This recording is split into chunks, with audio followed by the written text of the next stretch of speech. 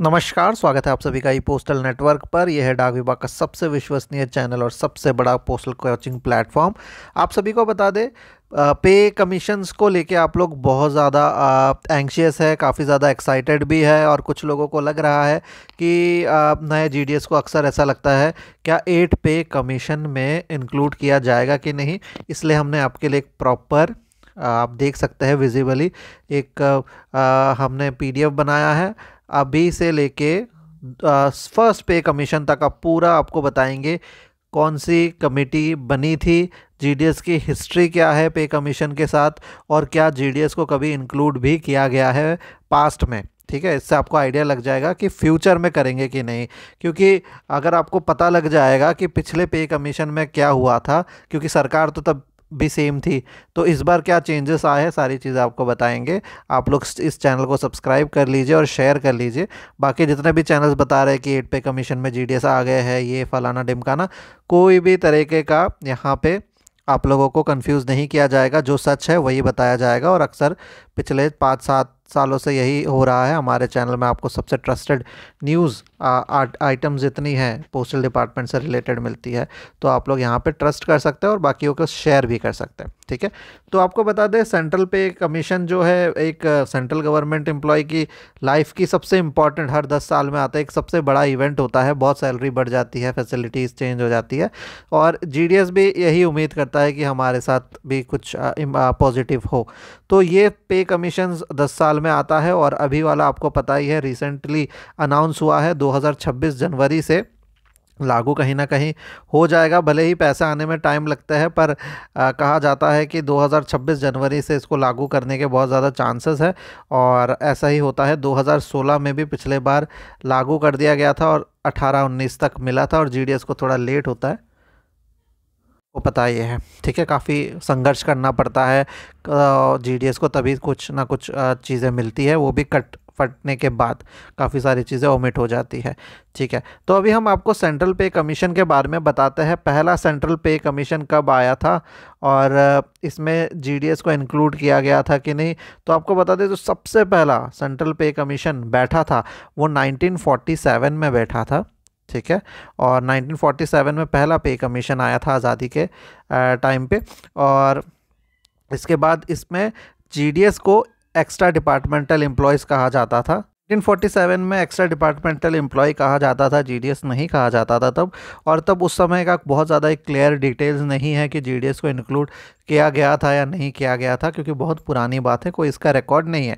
पर सेकंड पे कमीशन से हमारे पास रिकॉर्ड है। सेकंड पे कमीशन में आप यहाँ पे हम देख सकते हैं, जब सेकंड पे कमीशन बैठी तो जीडीएस को पे कमीशन से अलग कर दिया गया और इसके जगह पे बना दिया गया एक अलग कमेटी, और तब से ही कमेटी बनती आ रही है। तो सेकंड पे कमीशन में सीवी राजन कमेटी बनी थी और जीडीएस की थोड़ी बहुत सैलरी वगैरह चेंजेस हुए थे। थर्ड पे कमीशन में आते हैं। तीसरा पे कमीशन जब घटित हुआ था तो जीडीएस के लिए मदन किशोर कमेटी बना दी गई थी। फोर्थ पे कमीशन में आर सबूर कमेटी बना दी गई थी। फिफ्थ पे कमीशन में जस्टिस तलवार कमेटी बनाई गई थी। ठीक है, ये सब आपको पता नहीं होगा, ये जीडीएस की हिस्ट्री है, नए लोगों को नहीं पता होगा।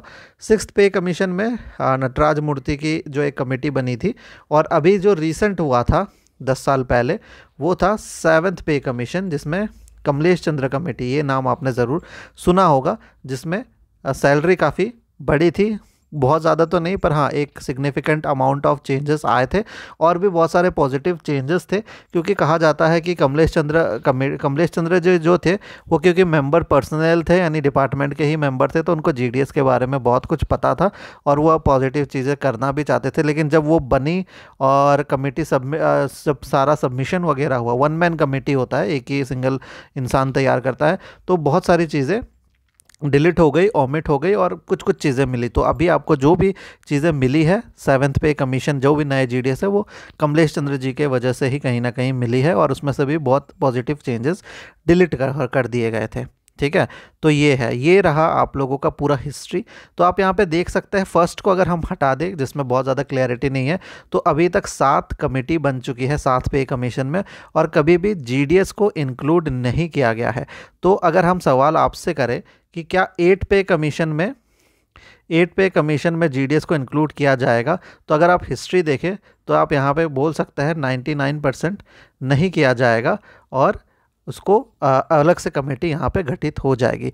क्यों ऐसा होगा? क्योंकि आपको पता है जब ये आपका 7th पे कमीशन बना था तब भी गवर्नमेंट सेंट्रल में वही थी जो अभी है।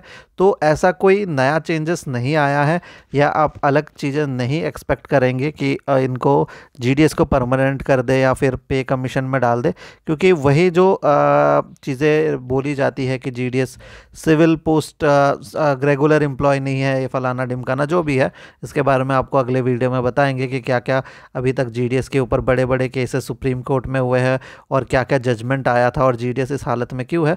आप लोग चैनल को सब्सक्राइब करके रखिए, इसके बारे में भी डिटेल बताएंगे। तो हमारे कहने का मतलब ये है कि पिछले पे कमीशन से इस पे कमीशन में ऐसा कोई बहुत बड़ा जजमेंट या ऐसा कुछ नहीं आया है कि अलग जीडीएस को इंक्लूड ही कर दे।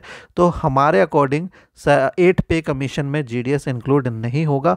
अगर फ्यूचर में कुछ डेवलपमेंट होते तो वो हम आपको सबसे पहले बताएंगे, लेकिन अभी तक का सच ये है और ये चीज़ हम आपके साथ शेयर कर रहे हैं। ठीक है, तो कमेंट में ज़रूर बताइएगा आप लोगों को क्या सोचना है इस बारे में। और यहाँ पे ये चीज़ तो क्लियर हो जाती है कि बहुत ज़्यादा चांसेस तो बिल्कुल भी नहीं है जीडीएस का इंक्लूड होने में 8 पे कमीशन, और परमानेंट स्टेटस तो छोड़ ही दो, वो तो बहुत फिर दूर की लड़ाई है। ठीक है, तो जीडीएस क्या करे, जीडीएस आप लोग तैयारी करें, नए स्टूडेंट जितने भी हैं जी जान लगा के तैयारी करके परमानेंट हो जाए एमटीएस पोस्टमैन पी, और जल्दी से जल्दी क्रैक करने की कोशिश कीजिए डिपार्टमेंटल एग्ज़ाम, और एक अच्छे पोस्ट पे, है ना, एक अच्छे पोस्ट में जाके आप लोग कम से कम रिटायर हो ये सोच के, और जल्दी से जल्दी जाना है, क्योंकि उम्र इनमें एज का लिमिटेशन है। एज एक तरह से इतने एज में या फिर जो भी एज लिमिटेशन है उसके लिए आप लोग को एलिजिबिलिटी के अंदर क्रैक करना होता है, तो फर्स्ट सेकंड अटेम्प्ट में आपको जल्दी से जल्दी करना है। ठीक है, तो जीडीएस का पहला जो मकसद होना चाहिए वो होना चाहिए कि परमानेंट हो जाए, भले एमटीएस हो, पोस्टमैन हो, पीओ, और फिर एक अच्छे पोस्ट में जाने के लिए आप लोग तैयारी करें। कैसे तैयारी करेंगे आप लोगों को पता ही, हमारे साथ जुड़ सकते हैं आप लोग, हज़ारों लोग जुड़ चुके हैं। नीचे डिस्क्रिप्शन में हमने लिंक डाल दिया है, और अभी दिसंबर बैच स्टार्ट होने वाला है, उसमें आप लोग हमारे साथ जुड़ के हमारे फैमिली मेम्बर बन के तैयारी कर सकते हैं। ठीक है, बाकी सारी अपडेट्स के साथ हम फिर से हाजिर होंगे। आप लोग शाम को ज़रूर देखिएगा, चैनल में कुछ ना कुछ अपडेट नया आएगा। धन्यवाद।